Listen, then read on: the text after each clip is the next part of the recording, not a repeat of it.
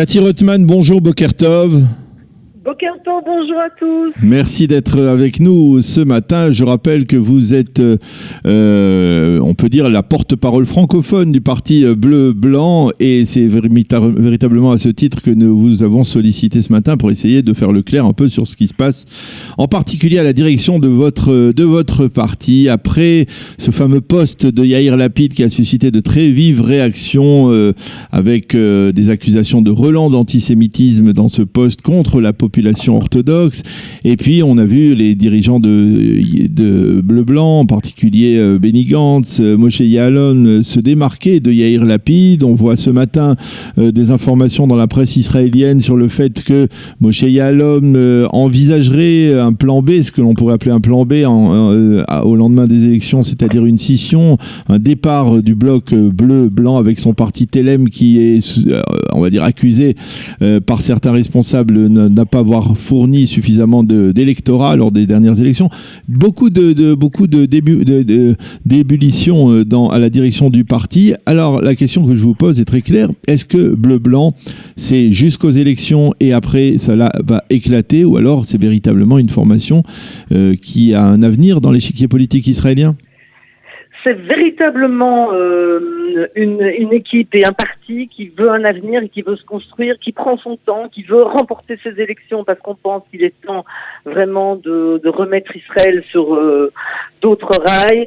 Nous savons aujourd'hui que nous allons les emporter, ces élections. D'ailleurs, nous voyons la panique dans la droite.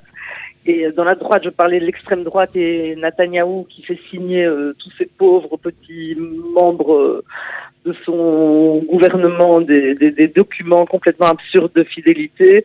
Tout cela nous prouve sa panique totale. Je rappelle juste que, effectivement, ces membres du parti Likoud ont été élus dans le cadre de primaires, ce qui n'est pas tout à fait le cas dans le cadre d'un parti bleu-blanc qui a, de manière arbitraire, désigné sa liste électorale. C'est vrai, ça je le reconnais, mais nous avons une équipe tellement extraordinaire de gens tellement bien qui ont été triés avec soin via une commission qui les a choisis. Chez nous, il n'y a personne qui est sous enquête judiciaire, tous les gens sont bleu-blanc, j'allais dire blanc-bleu, ce qui est très important aujourd'hui sur la carte politique. Mais tout de même, Cathy, on a vraiment le sentiment que le seul ciment qui maintient l'unité de bleu-blanc, c'est, on va dire, l'objectif de destituer Binyamin Netanyahou. À part ça, on ne voit pas véritablement comment cela va aller. Non. Et je vais vous poser une question plus directe. Est-ce que vous, par exemple, qui êtes militante et qui avez été, même dans un passé encore récent, proche de Yair Lapid et de son parti Yesh Atid, est-ce que vous seriez favorable à l'entrée, par exemple, d'orthodoxes dans un gouvernement qui serait dirigé par Benny Gantz ? Mais cela, on l'a toujours dit, même à l'époque de Lapid, et Lapid le dit et le redit encore, nous ne sommes contre personne qui adhère à nos valeurs. Et concernant les orthodoxes, contrairement à ce qui se dit tout le temps, il n'y a aucune haine contre eux. On veut juste leur demander d'étudier l'anglais et les sciences. On veut juste qu'ils s'enrôlent à l'armée comme tout le monde et comme tous les enfants de ce pays. On veut juste qu'ils rentrent sur le marché du travail. On veut juste pour eux qu'ils soient exactement égalitaires à tous les autres citoyens de l'État d'Israël.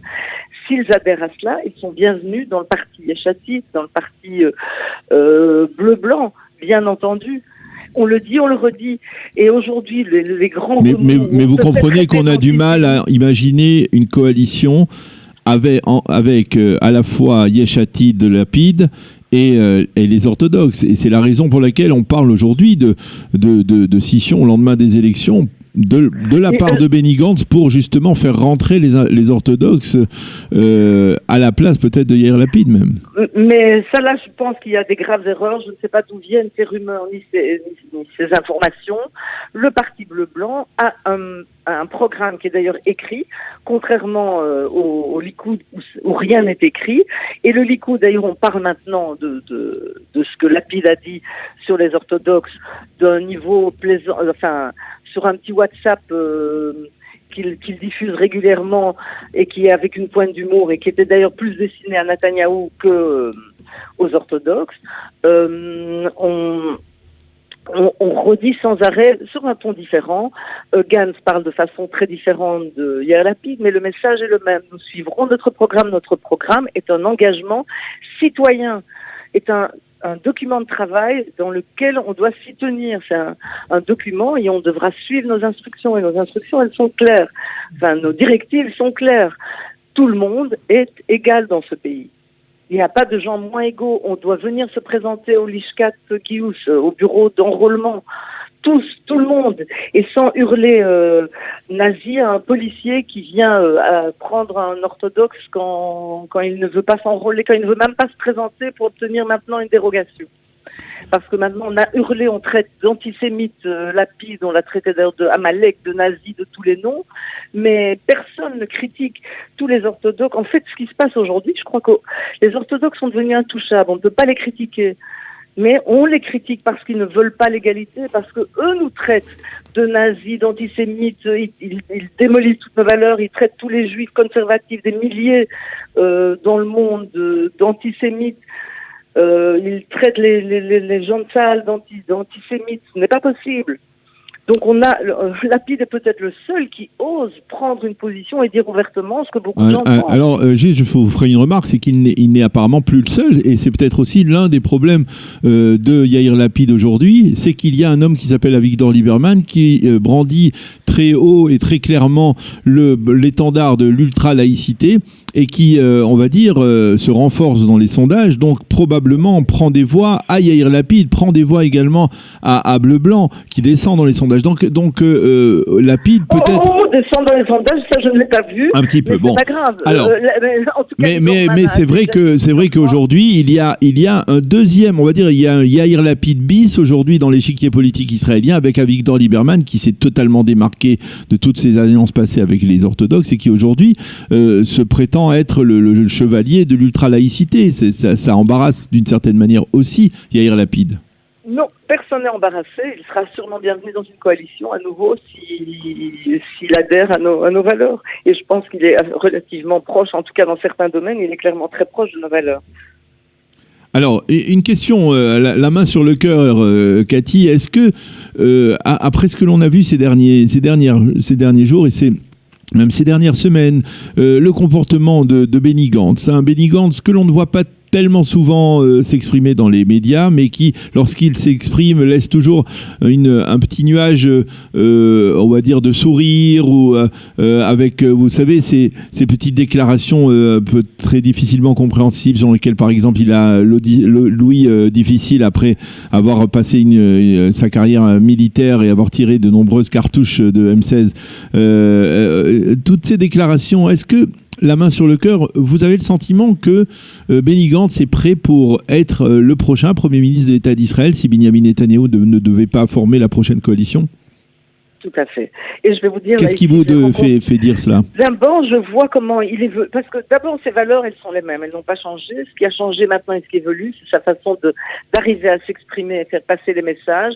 Il n'était sans doute pas un homme politique dans le nouveau, je le mets entre guillemets dans le sens comment parler aux foules, comment parler aux gens. Il était un homme déjà quand il était à l'armée qui parlait peu, qui ne prenait pas le devant de la scène. Maintenant, il prend le devant de la scène, mais je peux vous dire qu'il a des valeurs vraiment très strictes, très nettes, très claires. C'est un homme droit comme un i. C'est un homme qui veut vraiment mener ce pays à autre chose, dans un autre rail, qui veut nettoyer la corruption, qui veut de l'égalité, qui a mal pour les gens qui sont, pour les classes sociales défavorisées, qui a mal pour la ségrégation vis-à-vis des Éthiopiens, qui a mal pour tout ce qui ne va pas dans ce pays. Et je pense, d'abord je l'ai rencontré personnellement, c'est une personne qui a une force tranquille et qui a une force interne énorme. Une force interne énorme, et il saura très bien mener, il a su mener l'armée d'Israël, il saura mener ce pays. Alors aujourd'hui, quelque part, on a le sentiment qu'on est dans une situation d'impasse, selon les sondages bien entendu, parce que on est obligé de se référer à ces sondages, que sur le plan des calculs électoraux, on est dans une situation d'impasse, et que avec la présence au centre d'Avigdor Lieberman, la classe politique est, semble-t-il, condamnée à former un gouvernement d'union nationale.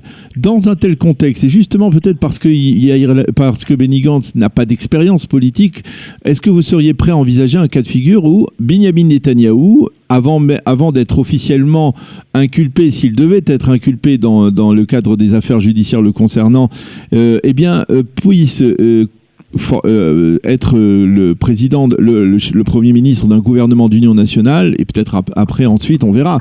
Mais est-ce que c'est un cas de figure qui vous semble possible ? Non. Le seul cas de figure qui nous semble possible, et nous le disons, et je pense que c'est pour ça d'ailleurs maintenant que Netanyahou fait signer tous ses membres un acte de fidélité, nous clamons réellement que nous voulons un gouvernement d'union nationale avec le Likoud, mais sans Netanyahou, c'est clair et évident, puisqu'il ne s'occupe plus maintenant de gérer cet État, il s'occupe uniquement de gérer les affaires de Netanyahou.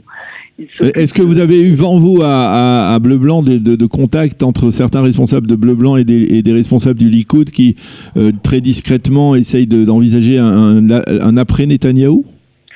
Je n'ai pas vent de ce genre de contact, mais en tout cas, ce que nous clamons ouvertement, c'est que nous voulons une union nationale avec le Likoud sans Netanyahou. Eh bien, Cathy Reutemann, merci beaucoup d'avoir accepté de nous aider à mieux comprendre, on va dire, ce qui se passe un peu actuellement au sein du parti bleu-blanc. Nous aurons peut-être probablement l'occasion de nous reparler d'ici les élections du 17 septembre. Merci d'avoir été avec nous ce matin et bonne journée. Très belle journée à tous. Voilà, il est 8h23 sur Studio Kalita. Nous allons marquer une pause avant la revue de la presse et des médias israéliens.